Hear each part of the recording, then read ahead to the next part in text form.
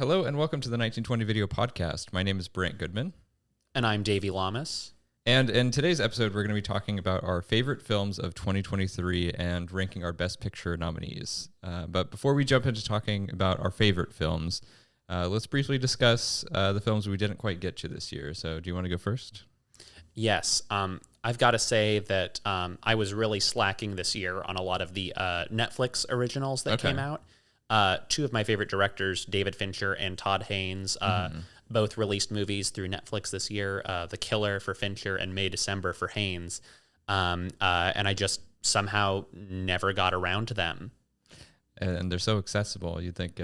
Yeah, you'd think. Netflix is practically a public utility. Exactly. At this point. And on the other hand, there's also some that I still have yet to seek out. They're still playing in some art house theaters around town, but the new Cora Eda movie, Monster, and some others that just never made it to my eyes. Yeah, I haven't heard of Monster.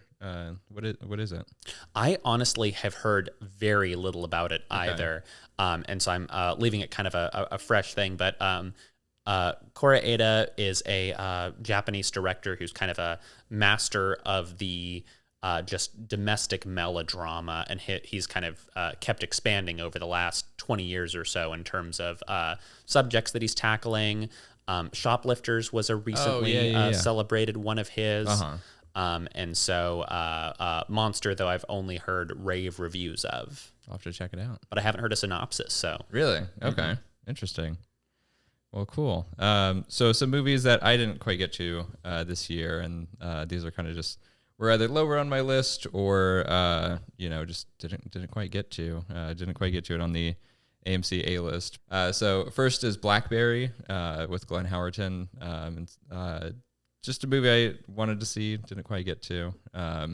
Ferrari, which I've heard mixed things about. I've heard it's kind of like your dad's kind of biopic. I almost watched it the other day at a Regal in Pasadena as a part of a double feature with The Boy and the Heron, but then there was too much downtime in between, so I went and watched The Peasants instead. Oh, interesting. I haven't heard of that movie. It's the Welchmans. It's kind of a oil painted over live action film. But I have seen a trailer for that. It was very, very pretty. Yeah, but still, Ferrari's still a mystery to me too. Yeah. Well, The Peasants looked pretty good. I'm curious to see that. Very quickly, I have Origin, Ava DuVernay film, The Color Purple, which I haven't seen the original, which is partly why I didn't seek out the musical, but I'm still curious to check it out. Dumb Money was a trailer that I kept watching and kept saying, like, I'm gonna go see that in theaters. Yeah. That's a movie I want to see, and then I didn't. So. And then lastly, I have The Marvels, which is currently the only Marvel MCU film that I have not seen yet. And now it's on Disney Plus, so I'm probably going to check it out soon. I doubt it'll make my list, but I do love me some Brie Larson, and I'm curious to check it out.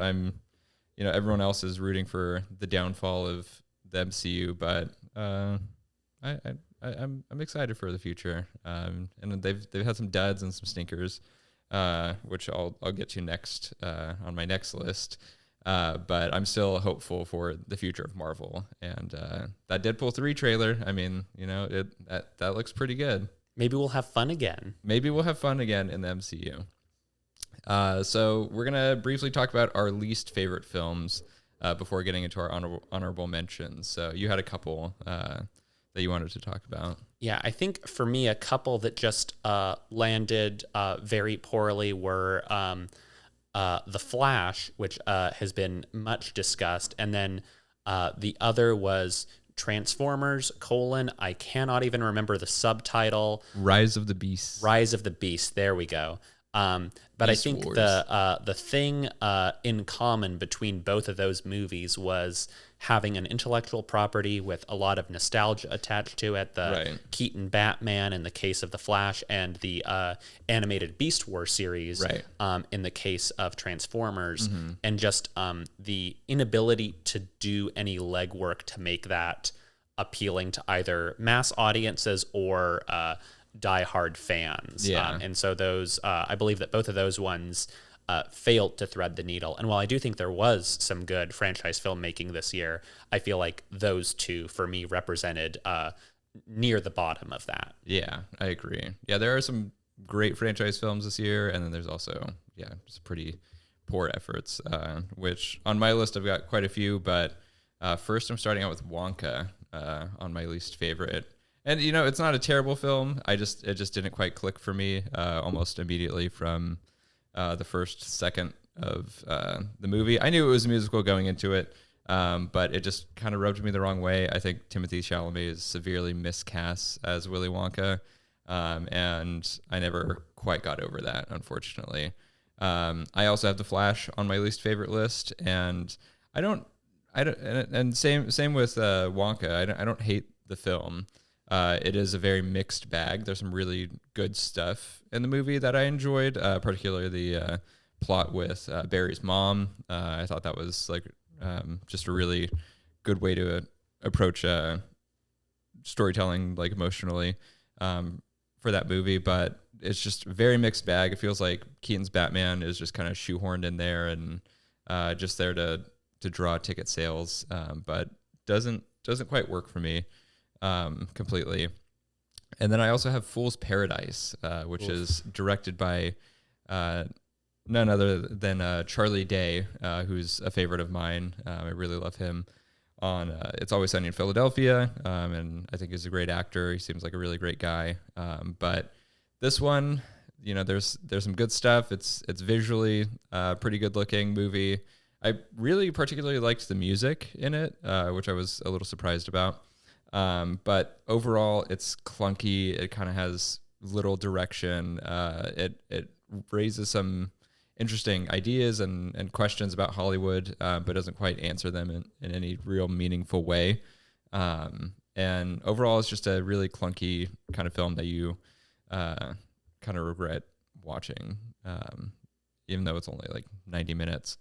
And then I have Indiana Jones and the Dial of Destiny. Man, I was really stoked for a new Indiana Jones film. Indiana Jones is one of my favorite franchises of all time.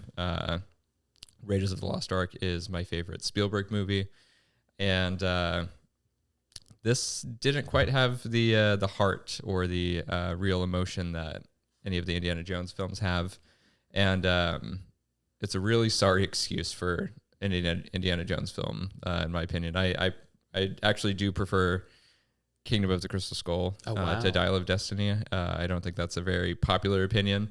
But there's just no real magic in Dial of Destiny at all that any of the previous films have. And they just wouldn't shut up about the dial. It was just every 5 seconds, it was the dial, the dial. And it just felt too MacGuffin-y for me. Too convenient, just too plotty. And then the results in the end just didn't quite add up to one of my favorite films of the year. Beau is Afraid, which I'm not even really going to justify that film with an answer, but it's a 3-hour epic that, when a film labels itself as an epic before it's even seen by anyone is, it's only really setting itself up. All it needed was the byline from The Twisted Mind of Ari Aster. Ari Aster, yeah, Matthew Vaughn. Did you watch Argyle? I just did the other day. Really? Had the day off and treated myself to a matinee of Argyle. What did you think? It just didn't land for me. But also, given how that trailer hung around for what felt like a third of the year, much like Madam Web. Yeah, I was astounded by how I did wrestle some enjoyment from the scenes that weren't featured in the trailers, but hollow, and I would say maybe twisted by the definition of somebody's very conservative aunt, right? But because it's billed as from the Twisted Mind of Matthew Vaughn, and I think we had this discussion that for normies, Kingsman is the most wild. 10 years later, some people still haven't gotten over Kingsman and Colin Firth in that big old fight. But Yeah. Yeah. It didn't even reach those mild heights. If Kingsman was reached like a sixth floor on a building, like Argyle's maybe just up on the second floor and looking. Those are the dizzying heights. Interesting. Next up, I have the Super Mario Brothers movie. Did you get a chance to see it? I did, and I feel like there was some mild praise of it, in that it cleared a very low bar for that movie and for Illumination's track record with those kind of movies. But I feel like, to me, something like Speed Racer is already my Mario Kart movie, and I was raised on a rented VHS of the 90s live action Super Mario Brothers. So for me, this one just didn't really it didn't offend as much as I thought it would. So I think that's the saving grace there. I think that's the problem that I have with it, is it's so inoffensive that it's really bland and severely lacking in the story department, to the point where it feels like a very empty, hollow film.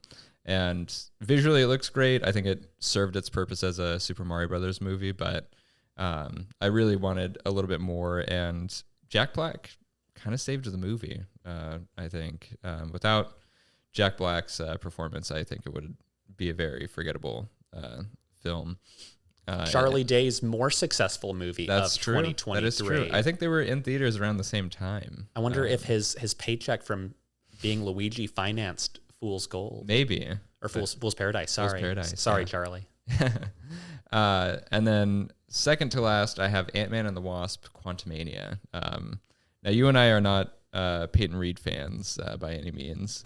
I'll go to bat for Down with Love any day of the week. Right. You haven't seen an Ant-Man film, right? I've seen I saw the first one a couple times in theaters back in 2015, but the sequel and now the third one are two of the few MCU movies that I have somehow escaped me over the years. Yeah, I think Ant-Man and the Wasp: Quantumania is emblematic of everything wrong with Marvel right now, from the visual effects to its villain to its storytelling, and man, it has some of the worst cinematography I've seen in a franchise film in a long time. Impressive. And yeah, it's impressive that I saw it in 3D, and boy, was that a mistake. I even saw it in IMAX 3D. So dual laser, it's supposed to look really good. I had to take my glasses off to even see some of the scenes that were happening, because it was so dimly lit and just really poor execution all around. It was just too gritty and edgy for you. Too gritty and edgy. And as soon as I left the theater, I immediately forgot about the movie. Not great. Didn't love it. And then lastly, I have Five Nights at Freddy's, which I went into the film knowing I wasn't going to like it. But it is such basic film school storytelling from a script perspective.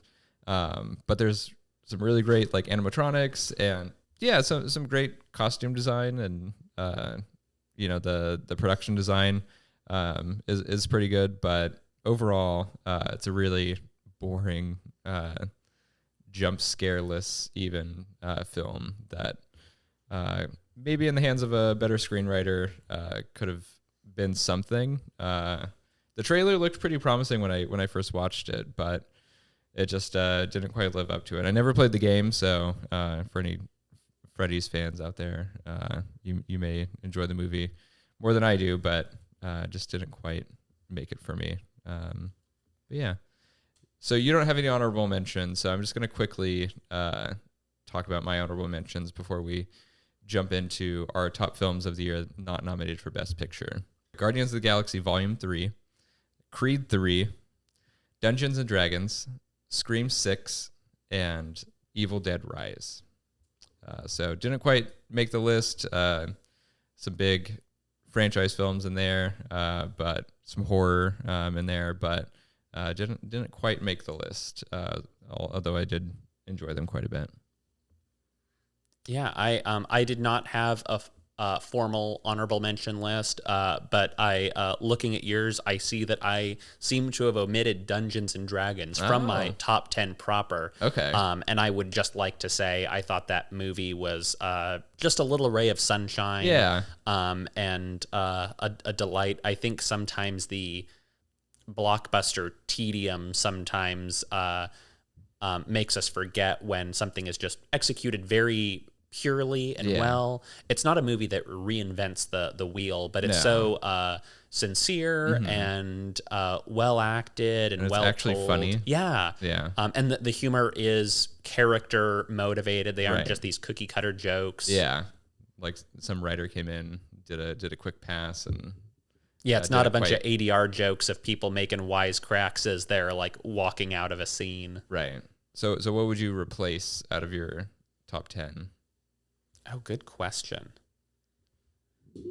I might swap that out with, I think it might give Spider-Man Across the Spider-Verse or Guardians might get the boot. Okay. Fair enough. Well, cool. Do you want to jump into your top films of the year not nominated for Best Picture? Yes. I feel like that's a good way to break down our list, because we're going to be talking about the Best Picture nominations, and I feel like most of them were in my like top 20, if not top 10. So just kind of separating them a bit before we get to our Best Picture nominations is a good way to. I'll start out from the bottom. We'll do ascending order. Cool. So my 10th and 9th place I feel like are pretty linked, and those are Guardians of the Galaxy Volume 3 and Spider-Man Across the Spider-Verse. And I just think for the many-legged entertainment behemoth that we're faced with at the moment, these two are just very emotional, spectacular movies that I think land independent of their predecessors. Agreed. I hadn't revisited either previous entries in either series and was still just floored by both of them. Guardians of the Galaxy 3, weeping at all the little critter stuff, and then Spider-Man Across the Spider-Verse just oohing and awing at all the different animation styles that it was bringing together and that storytelling. Yeah, both of them are really visually delightful in their own ways. The happiness I was feeling watching Guardians of the Galaxy 3, like there was moments where like I just noticed that I was just had a big smile on my face because I was just enjoying everything that was being thrown at me, and it felt like Marvel was back for a moment. And I'm excited to see where James Gunn goes with the DCU. And really quick like tangent, but I thought the Adam Warlock flying stuff really showcased like, oh, okay, this guy can really handle a Superman movie and make it look visually impressive and fun. So really excited to see what he does next, and I think it really closes the book perfectly on the trilogy of Guardians of the Galaxy. Yeah, in a way that felt very character based rather than setting it up for the next chapter of anything. Yeah, and that's what was refreshing about it, I guess, too, is like, okay, this is actually kind of an ending of things rather than, ooh, this is the mystery box we have, this is what's coming next, and then we're just all kind of, left wanting more. I felt very fulfilled after watching Guardians of the Galaxy 3. Likewise. My 8th pick is a much smaller movie, and that is You Hurt My Feelings. I feel like movies of this scale are very uncommon to cross over. Not like this thing was pulling in tens of millions of dollars every weekend or something. Yeah. But yeah, just a small, earnest story, very well told, and just was moved by that, and also got a real kick out of it. Nice, yeah. I picked up the Blu-ray. Oh, nice! Based on your recommendation. One of your Best Buy pickups before. One of my last Best Buy pickups. Yeah. R.I.P. physical media, maybe. Well, hopefully not. No. I can't wait to check it out. I bought it as a blind buy, but haven't quite checked it out yet. So. Yeah. My next pick is Bottoms, which I thought was delightful. Of course, we all look back fondly on that cycle of teen, high school, coming of age comedies from the 90s. This felt to me more of like a throwback to Heathers, or a little more of that dark comedy. Yeah. But just found again the character based comedy to be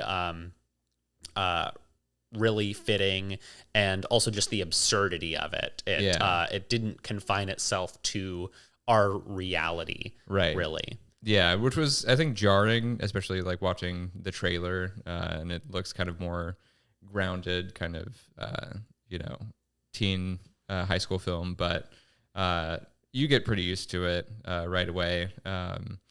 And it's just nice. Like, this is a great year for comedies, and like actually being able to laugh in a movie theater for the first time in a while.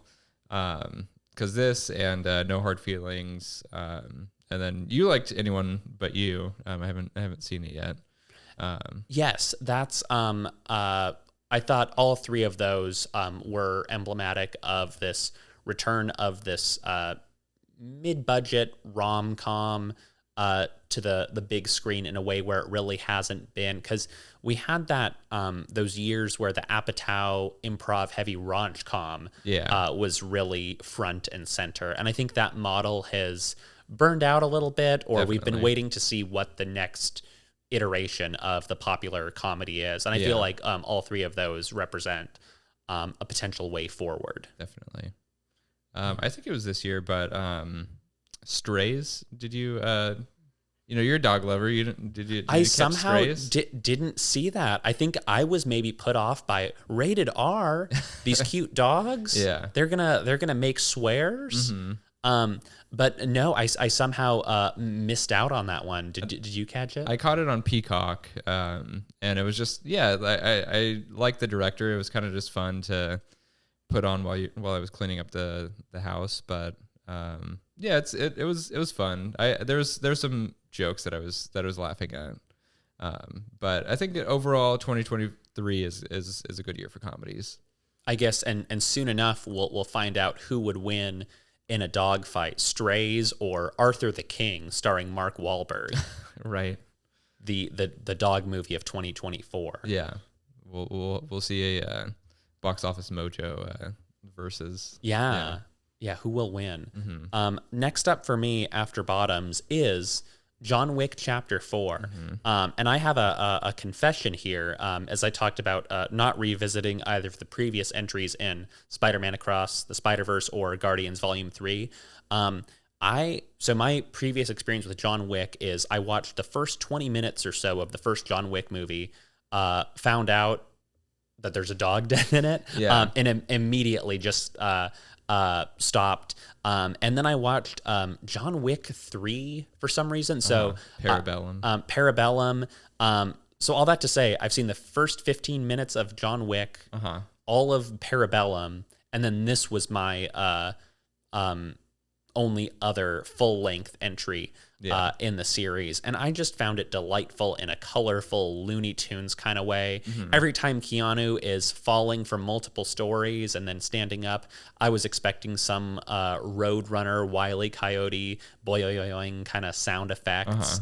And so to me, the success of that and isn't the grit and realism, but it's more of this almost cartoon-like approach to its action. And when it really just lets loose in the final hour or so, I did feel exhilarated, not in a way of, oh, look at these crazy high stakes, but it was more of, oh, wow, what, like, is somebody gonna paint a tunnel on a wall and then is John Wick gonna drive through it, and that's how this continues? That's funny.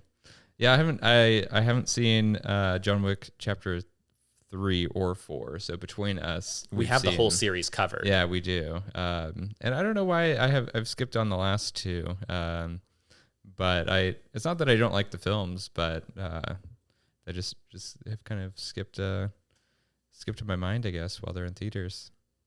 Yeah. next up, going a little smaller scale again, is Wes Anderson's Asteroid City. I loved hanging out in that Technicolor 1950s Southwest. I think that this felt really of a piece with French Dispatch for me, which is one that I really loved as he continues to get more abstract and go out on a limb. I will say that I have not yet watched that series of shorts that he put out that are available on Netflix. So lump that in with The Killer in May, December for me. But I just found Asteroid City to be a little candy delight. I felt like it was self-aware of Anderson's hangups without really being too self-referential, and just thought there was a lot of genuine emotion for me, especially as it talked about grief. Wes Anderson's movies either just reduce me to tears or leave me completely cold, and there's rarely an in-between. But this was one that really got to my heartstrings. Yeah, I wanted to like this one a little bit more than I did, unfortunately. I think visually it looks really great. The coloring is really fun, and there's some really great moments, but as a whole, I just kind of left the movie feeling pretty cold. And I think it's partly because, like you said, it's in a similar vein as The French Dispatch, and that was another Wes Anderson film that didn't really quite do it for me. I really prefer like the Grand Budapest kind of Moonrise Kingdom, Wes Anderson. So I think him, I don't know. It just didn't totally work for me. But of course, I don't think it's a bad film in any regard. It just wasn't exactly for me. But I'm glad you liked it. Yeah. No, hey, maybe try putting it on mute sometime. That way you'll just be able to enjoy all those colors. Yeah, or turn down the saturation all the way. There we go. And that way just focus on the story. Maybe I'm too caught up in the visuals. You need to watch Asteroid City, the black and chrome edition. Black and chrome edition, minus color. Which is in reference to your next. Yes. Next up is Godzilla -1, which I've only seen in color, but I saw it 3 times in theaters. I grew up with Godzilla, the movies, not the monster. But I thought that this honestly felt of a piece with something like Dungeons and Dragons, where it wasn't reinventing the wheel, but it just feels like a very pure execution of a kind of blockbuster action storytelling that's become a little uncommon in the current action movie landscape. From the opening 5 minutes, you're given a very clear emotional in, and then the movie travels along that line. Some really rousing spectacle. The callbacks are subtle enough to where I think a general audience will be able to enjoy it. But for example, for me, during the third act, when the King Kong versus Godzilla theme from the 60s kicks in, I just lost my mind. And got a kick out of it on multiple viewings. Nice. Yeah, this one's on my top 10 list, so I'll give my thoughts on it when we get there. I think actually the rest of these are all on my list as well, so you can go ahead and wonderful. Take it away. We'll continue to talk about them, I'm sure. But my number 3 is Sofia Coppola's Priscilla. It's essentially the tonal exact opposite of Baz Luhrmann's Elvis. This is very restrained and small scale, and I just think that's a cool 1-2 to have Elvis. Have Elvis front and center in this very loud, spectacular way, and with a completely different thematic focus. It's almost like Elvis is a completely different character or is being used to different ends. In both of these movies. For how quiet and brooding and devastating it is, also like a good amount of humor in it. Absolutely. I found myself chuckling at it, and I thought that I almost think it's worth discussing in the tradition of stuff like Hitchcock's Rebecca, of where you have a story of this innocent girl who hasn't seen too much, who's kind of whisked into this fantastic space with this dude who turns out to be kind of a creep or a flake.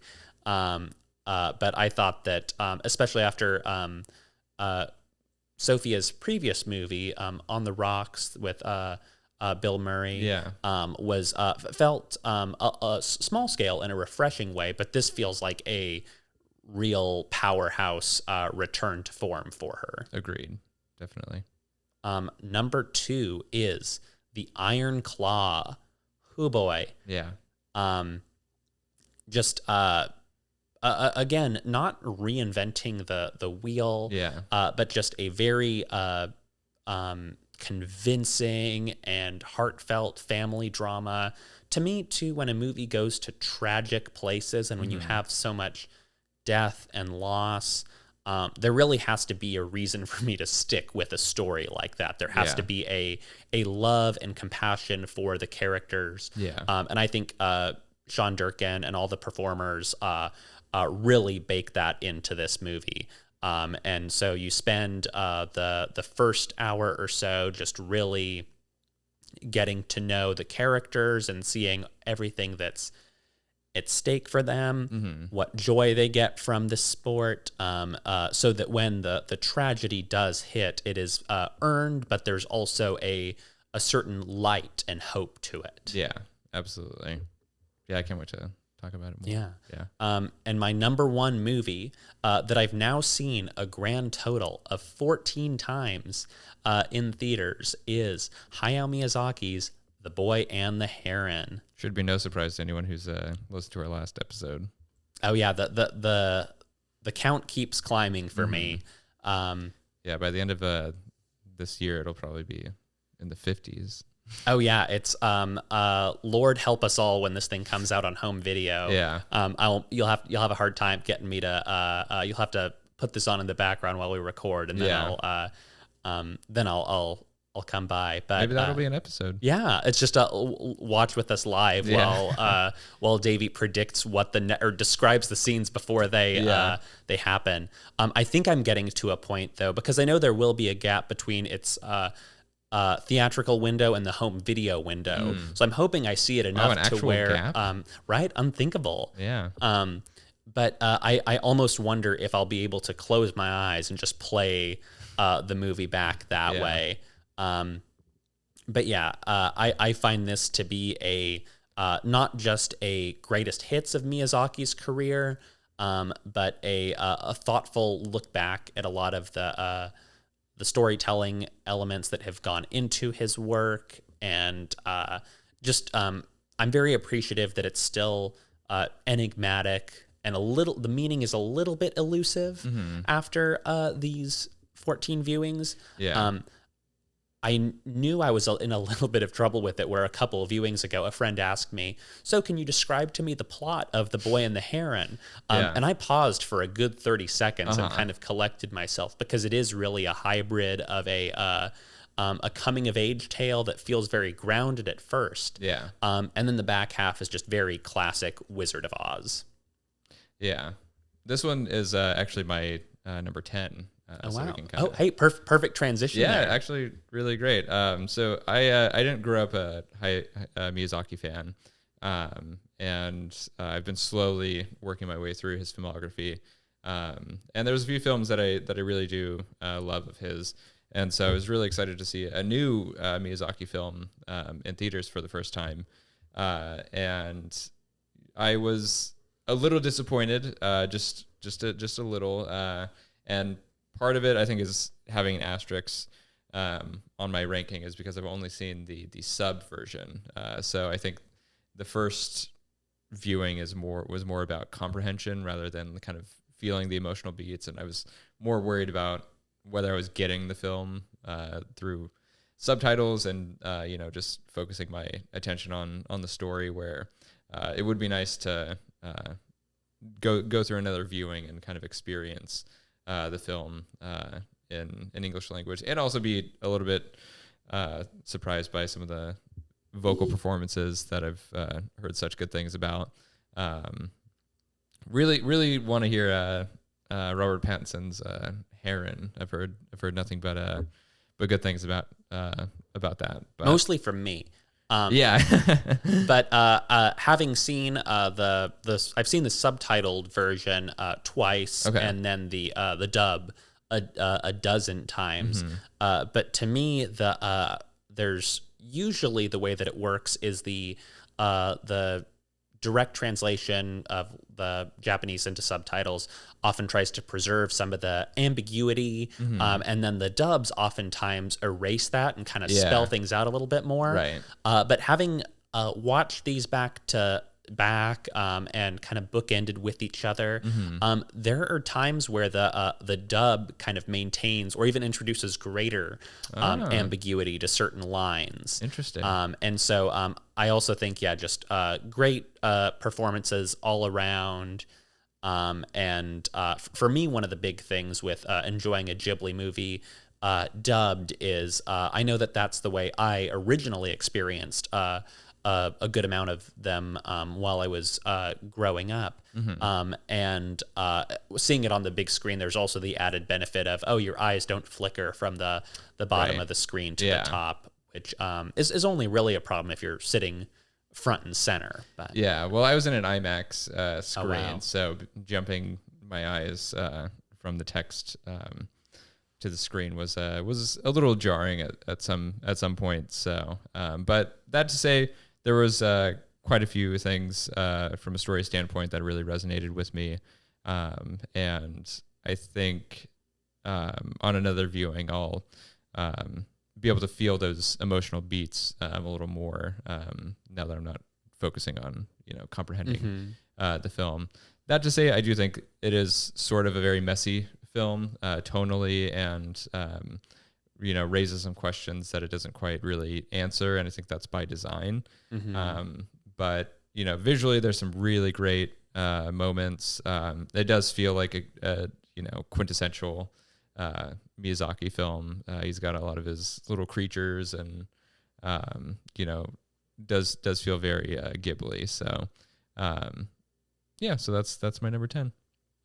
Number 9 is Dream Scenario with Nicolas Cage. I have forgotten the director's name, but this one was really fun and kind of surprised me. I'd seen trailers for it, and the memes of Nicolas Cage balding. But I was really struck by how much I think this film has to say about our culture and about society right now, and especially internet culture, and kind of how we prop people up and then inevitably tear them down. But Nicolas Cage does a really great job in this role. I really enjoyed his performance so much that I wasn't seeing Nick Cage, and that's really hard for me to do, especially in recent years. It's the Nick Cage factor is like just kind of Nick Cage being Nick Cage, but this felt like he was actually playing a character. I forget the Unbearable Weight of Massive Talent. I sort of had an issue with that film because it felt a little too on the nose and reliant. And that's the movie that they set out to make, but doesn't mean I have to like it. But this film is kind of the antithesis of a movie like that. So really enjoyed it. I'd recommend checking it out if you haven't already. But yeah, that's my number 9. Number 8 is Theater Camp. And yeah, this was just a really funny movie. I caught this on A-List, and I don't think it made very much money at all. I think it made like probably less than 10 million, I want to say, which is a bummer. This came out during the summer with a really stacked release calendar. But I didn't go to theater camp as a kid, but I did do theater in high school. So I am a retired theater kid. But a lot of this movie really resonated with me. It's really well done. The humor of it is really for me. And I was just kind of cracking up the whole time. And then the emotional beats really, really got to me. So I recommend checking it out if you got an hour and a half and you're a former theater kid. And yeah, it's a mockumentary style, which I don't think I really quite grasped from the trailers, because obviously like it is handheld, and but there's actually like interviews in the movie, and like there's like the documentary crew are a part of the film, which I didn't quite expect, but kind of made me like the film even more. But yeah, definitely would recommend checking it out. I think it's on Hulu right now. It's a Searchlight film, so probably on Hulu. I did watch Next Goal Wins today. Where's Taika at? Yeah, and that's to say that I napped through Next Goal Wins. But man, Taika's lost the sauce, man. You know, it's weird tangent, but it's also a Searchlight movie on Hulu that I watched, and man, it's not good. Would not recommend watching. Yeah, you'd think just less than a decade after Jojo Rabbit, you'd think that would be a lock for a crowd-pleasing holiday release. Yeah. Taika didn't come out swinging with this one. I think part of it is the trend of movies that are interesting documentaries that studios feel very firmly that it's a great documentary. It would be a great movie, and I don't know if this is really quite the same. And maybe another director would have had a fresh take on this, but it's just so blandly directed and so directed by the numbers, I guess, or directing by numbers that you really grow tired of it pretty quickly. So would not recommend that one. Sorry, my number 7 is Spider-Man Across the Spider-Verse. So we touched on this briefly, but man, Lord and Miller really know how to make an animated film, and I didn't really quite think they could top Into the Spider-Verse, and I don't know if they really quite did with this one, but it certainly reached similar heights during some moments. Again, like with it's come standard with Lord and Miller films at this point, but impeccably paced, visually, stunning. Character motivations are really well done. Emotional storytelling, really all the metrics for a great film. It's there. I know a lot of people have been complaining that it feels like half of a film, but I mean it's over 2.5 hours and it's an animated film. I think I walked away feeling like I got my money's worth and I got a whole movie's worth. I'm excited to see the next film, and I have really no qualms with them ending the film on a cliffhanger. For me, I think Gwen's arc, which they established very early on in the film. I mean, she gets nearly 20 minutes of screen time in the beginning, and I think her arc by the end is pretty closed, and Miles's arc obviously is going to bleed into the next film. So I'm okay with his arc not being finished while still feeling like a complete film. Yeah, I would agree with you that there is a tendency, much the same way that I feel like audiences reserved judgment back in 2001 for something like Fellowship of the Ring, and the same way that I feel like some folks are reserving judgment on Dune until we get part 2, right? Or who knows, maybe part 3 soon. Until we see how they stick the landing, right? Because you don't want to get your hopes up and say, "Oh wow, I thought that this was a really delightful story," only to have it kind of fumble or trip over itself. Definitely in the next chapter. But to me, there's just a lot going on, and I would agree with you that Gwen, if we view her as the protagonist, does provide a full circle. And to me, when I think of blockbuster cliffhanger endings, I feel like The Empire Strikes Back is the gold standard for that, of course. But I think that one is the gold standard because it does have such a satisfying story told within 2 hours. And then you also have these lingering questions. So while I look forward to seeing how this plays out, I also found it to be a satisfying story in and of itself. Agreed. Next up, I have Godzilla -1. So we talked about this earlier, but I regrettably have never seen a Japanese Godzilla film until this film. So every Godzilla film I've seen up until this point has been either the 96 Godzilla film or Godzilla versus Kong or the 2014 Godzilla.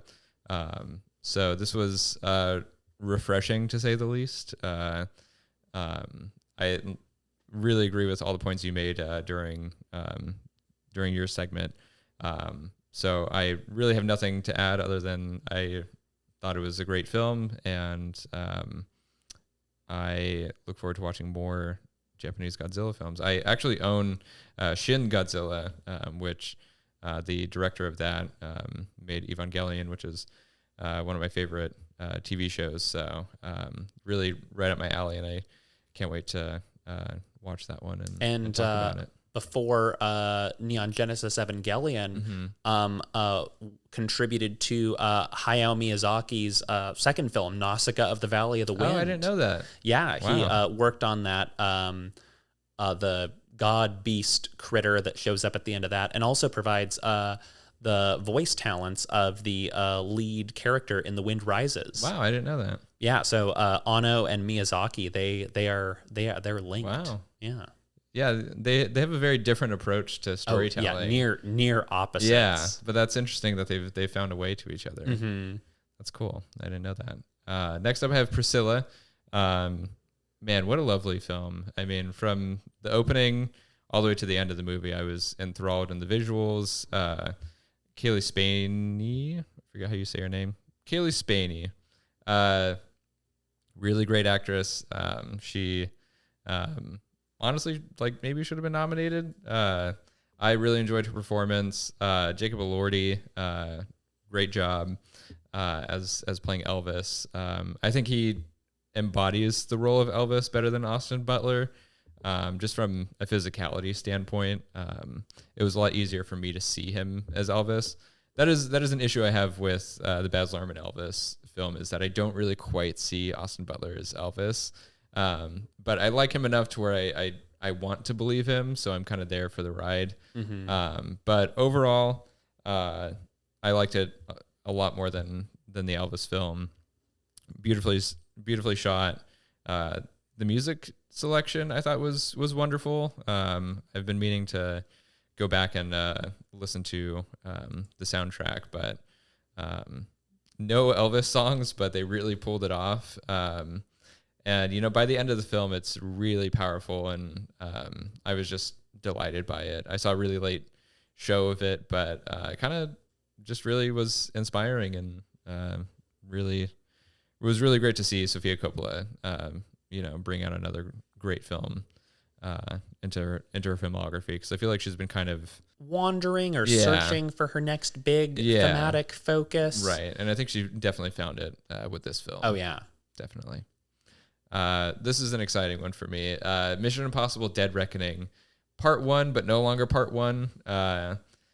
Man, it is a tragedy that this film was not seen by more people, and Paramount is the only one to blame for that. The fact that they opened a week before Barbie Oppenheimer is just plain stupid, honestly. They could have released it July 1st, would have been July 4th weekend.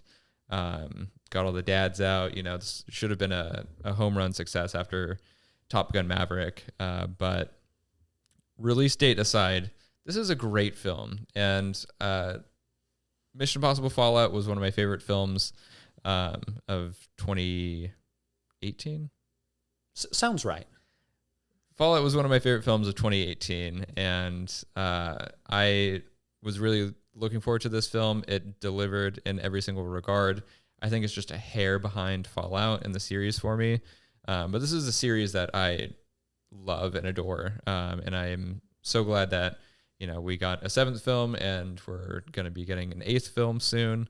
But I just hope they keep making more and more of these. They keep upping the ante in the best way possible, and it does never feel gimmicky, which I love about it. There's just a great blend that Tom Cruise and Chris McQuarrie just really seem to really have a trust and vision for the series that I really want to see them continue for as long as possible. So next up, I have the Iron Claw, which you also had on your list. The Iron Claw, man, what a beautiful film. The way that they tackle tragedy in such a graceful and empathetic way, and visually, it is stylistic, but it's almost understated in a way by on purpose, which I really love, because this doesn't feel like a movie that needs to be over the top and showy. They really let the characters drive the story, and it never feels emotionally manipulative ever, which is part of the reason why I think it was so effective for a lot of people, including myself. But Zac Efron, Jeremy Allen White, pretty much everyone in this film is just bringing their all, and they're really what contribute to this wonderful film. And I can't believe it has 0 Oscar nominations. This is a film that was completely disregarded by the Academy, and I don't know if I'll ever forgive them. But all that to say, this is probably in my top 5 of the year, and I really would have loved to see it get recognized. But I think it is being recognized a lot by my peers, and general audiences do seem to resonate and love this film as well. So if there's any consolation to not getting Oscar nominations, it's still doing well, and I think it's still playing right now in theaters. So if you haven't checked it out, would highly recommend. Another film that didn't quite get a lot of recognition that's on my list is May December. So I know you haven't seen this film, but Todd Haynes really brings his all to directing this. I mean, we have 2 huge talents, Julianne Moore and Natalie Portman, and they're just, man. I want to say more about this film, but the performances are incredible. Charles Melton will break your heart, and I just was enthralled from start to finish with this film. Would highly recommend to almost anyone, but this is a film that really sticks with you, and yeah, I really want to watch it again, honestly, and really can't wait to hear your thoughts on it, because I think this is a film that you would really love. But yeah, that's number 2 on my list. And then lastly, I have All of Us Strangers, which stars Paul Mescal and Adam Scott. All the performances fantastic in this. I caught this at a Santa Monica theater. I had to drive all the way out to Santa Monica because not a lot of theaters were playing this, and I think it's already out of theaters. Another film that the Academy largely ignored. I don't think there's any nominations, which is kind of surprising, because I would have expected maybe Adam Scott or Paul Mescal to get nominated, and the Best Actor category isn't quite as stacked as the Best Actor category, and Paul Mescal was nominated for After Sun, and this feels kind of in a similar vein as After Sun, at least kind of performance wise, being a British film and from a smaller indie director, which I haven't seen any of the director's other films. Lean on Pete, some other ones.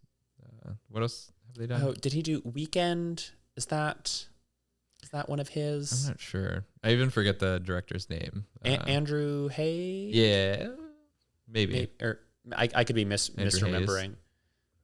Possibly. Anyway, this should be on Hulu very soon. Good, because I was one of the people, I didn't make it out to that Santa Monica AMC. Yeah. I missed out. Yeah, I would definitely recommend watching. I believe this is number 3 on my list right now. Really an emotionally powerful film that I would really recommend checking out.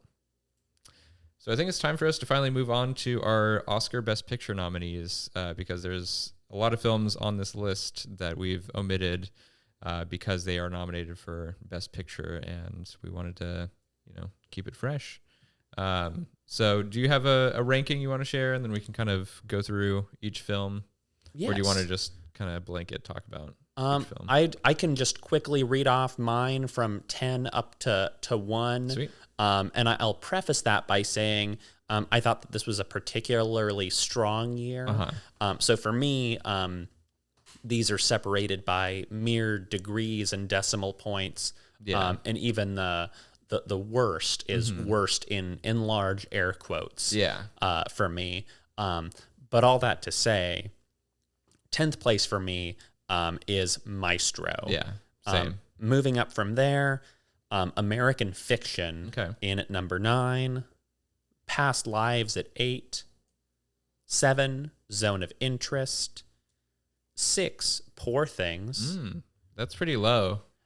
Yeah, I need to revisit that one simply because I believe the pacing and the runtime held me back from enjoying it on first viewing, but I often times find that it's movies like that when I revisit them, it's either something that, it makes much more sense to me how it's set up, or I fully commit to, oh no, this is far too long-winded. But I feel like this one would benefit from a second pass. Yeah. Number 5, The Holdovers. Okay. 4, Killers of the Flower Moon. Wow. 3, Oppenheimer. Oof. I'm sorry. 2, Anatomy of a Fall. Hey, I didn't see Oppenheimer in IMAX. So that's my why. Yeah. I wasn't dazzled enough. And then number 1 for me is Barbie. Wow. And when we talk about this year being a good year for comedy, I feel like Barbie is really one of the sticking points in that argument for me. And I believe it seems to have sunk in the critical and cultural consensus just a little bit since this summer. Yeah, I think the quote unquote snubs have really hurt the view of this film, because on its initial release, it was widely praised, and a lot of people regarded it as one of the best films of the year. But I think the snub conversation has rubbed people the wrong way, and they've retroactively dinged the film, which I don't think is really quite fair to the movie itself, to bring something so outside into the film. But I mean, it's such a delight of a movie, and we don't get comedies like that ever. Like, I don't think there's even really a comparable that you could put it next to. Nothing on that scale, at least, to have a comedy that has these full set pieces and a whole world that it builds and spends significant time in. Yeah. A lot of just really cool design work. Yeah. I'm surprised to see Anatomy of a Fall so high on your list. That's one that's really lingered with me. Yeah. Well, we were at a party recently, and I put on the reggae song that is featured pretty heavily in the film. Heavily and repeatedly and loudly. Which we did play it a couple times, and I think it kept growing more and more on both of us. I think that's the night that I realized it would. Yeah. It was kind of summoned some sonic memory for me. That one I caught pretty late in my viewing of the Best Picture nominees, but was really wonderfully surprised at how much I ended up really loving it. I have it pretty high on my list. I think it's number 5 right now, so it's I got a few films ahead of that. But Oppenheimer number 3 for you? I think for me it really might come down to needing to revisit it in a more optimal setting. Yeah. I do find that it's that the back half, especially the way that it keeps up the pacing by just intercutting between different portions, I thought was really makes the runtime feel far less, because this was a year of long movies between that, Killers of the Oppenheimer. Flower Moon, Napoleon. yeah. But this one, you makes a meal out of that runtime. Yeah, and I've heard Chris describe this on another podcast that the whole film is almost a montage. And you really feel that watching the movie, that it just kind of keeps building up and building up and building up until really the final frame of the film. And this is my favorite film of the year, like by far. Huge Nolan fan, but I think he really knocked it out of the park, and really put his stamp on this. And I really hope he wins Best Picture and Best Director. I think this is probably the film, if any of them, that could make it. But I also said the same thing in 2017 with Dunkirk. So we'll see if there's a surprise. Maybe Poor Things sneaks out a win. I don't really see that happening. But yeah. Which, speaking of Poor Things, I really love Yorgos Lanthimos. I thought The Favorite is probably up there with some of my favorite films of all time.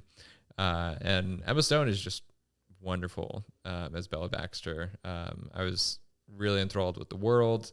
Obviously, the visuals were really incredible.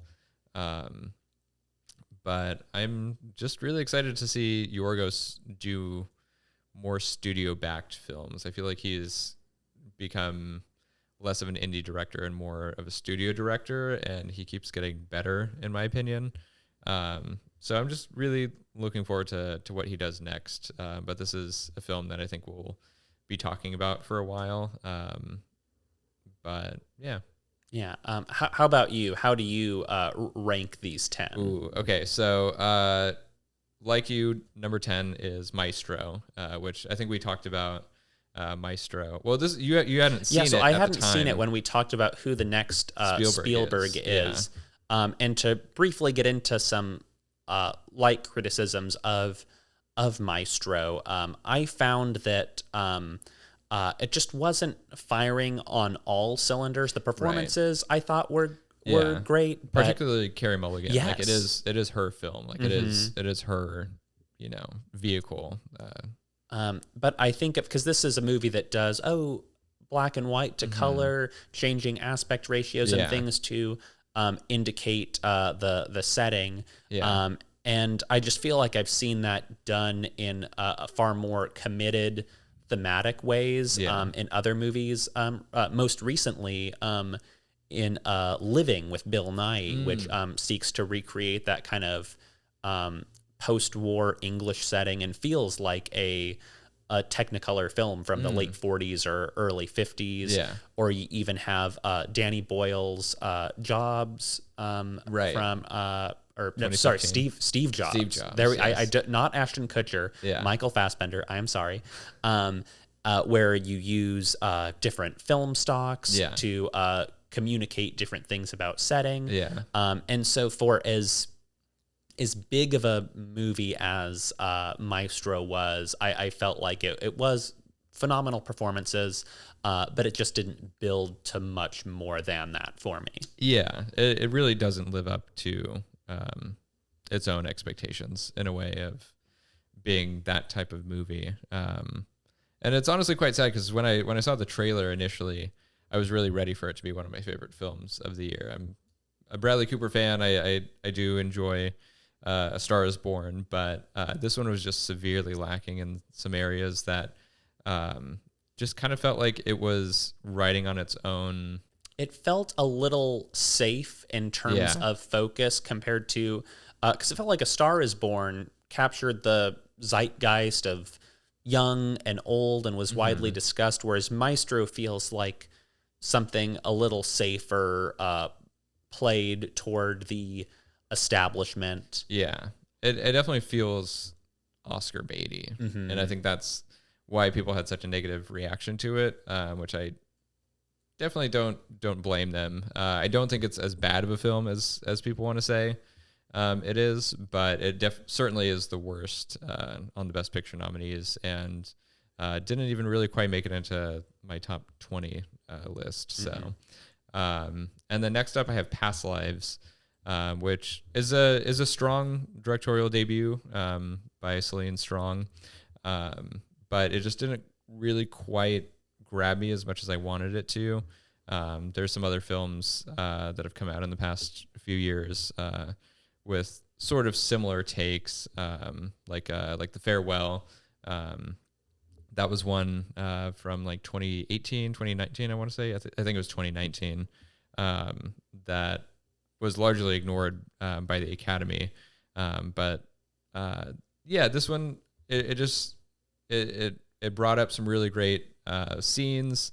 There's some great performances, but overall, like, it didn't grasp me as much as it has for a lot of other people. And that's okay. Like, I just, everyone has their preferences, but I think this one is pretty high on a lot of people's lists this year. And it kind of fell below some other great films that have come out this year. Yes. It's very understated and lovely, but I think, for me, I compare it to a lot of mid-century movies like David Lean's Brief Encounter or any Douglas Sirk melodrama. Yeah. A lot of those for me have some style that rises to meet some of these big, deep-seated, repressed emotions. Yeah. And again, I think that's a completely valid choice to leave those or not bring them to the surface. But right. I would agree that the name of the game here is understated. Yeah, definitely understated, which, like, there's some scenes where that really works. But I would have just loved to have seen like a little bit more flair, because it does feel like a very 2023 kind of film. And I feel like I don't know if it would really stand the test of time as much as some of the other films on this list. I'm not to say that it's forgettable in any regard, but it may certainly be one of the films that I do forget from this year later on.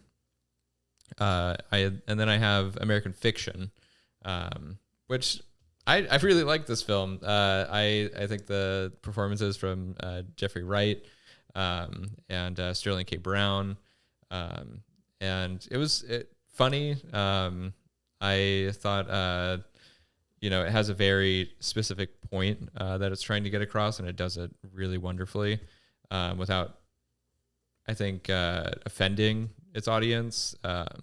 And yeah, I think it's a very, if we're talking about, another very 2023 film, this does feel like a very 2023 movie. I've heard some complaints that, it doesn't quite go too far, or even like some of the stylistic choices it makes in its storytelling. Kind of, they bring those to the surface and then they kind of quietly go away. So I think it's a little tonally messy, but I think it's a really, it's still a really great film. Yeah, I would agree. I think that the screenplay for this is great, and there's some standout performances for sure. I'm curious, since one of the themes of the movie is kind of white liberal endorsement of these stories, to see how it fares at the Oscars, and how what the movie would think of its own critical treatment. Right. And so I'm curious to see what life it has as the Oscars themselves happen, and what happens there. Yeah, I don't see it walking away with any wins particularly, but I'm just glad to see it nominated. And then I have Zone of Interest, which you and I have talked about privately. It's just, really powerful, moving film. There's really not a lot I can really say about the film, other than it's, another film that's, very understated, but in a sort of refreshing way when it comes to the subject material that it's tackling. I guess refreshing, but also horrifying in a way. Like it almost is more horrifying the way that it tackles the subject matter of, the Holocaust, and seeing it through the eyes of the oppressor is certainly an interesting take. And yeah, I think Jonathan Glazer did a great job directing. And yeah, that's pretty much all I have to say. Yeah, I would agree. Quietly horrifying, in a way that, yeah, I can totally see certain turns that this movie takes that a emotionally manipulative film would have just really dialed it in to get the waterworks going, but instead it's just a completely different kind of devastating. Absolutely. And then I have Barbie, which we already talked about. Anatomy of a Fall, Poor Things, The Holdovers. Really loved The Holdovers. Really surprised me in a lot of ways. And heard a lot of hype around the film. And when I watched the trailer, I thought, okay, like that looks fun and interesting. And but like, who is this for? And I think the film really answers that it's for everyone. You know, it's a really emotionally crowd pleasing film. There's kind of, you know, depending on what you're going through in your life or what you have gone through, I think there's something for you to pull out of this film. And I recently just listened to a podcast with the writer on the Screenwriting Life podcast, and he had some really interesting insights to the film, and not just the film itself, but how the film got made and its development, and Alexander Payne's kind of directing behind it, and kind of made me enjoy the film even more than I already did. What did you think of the film?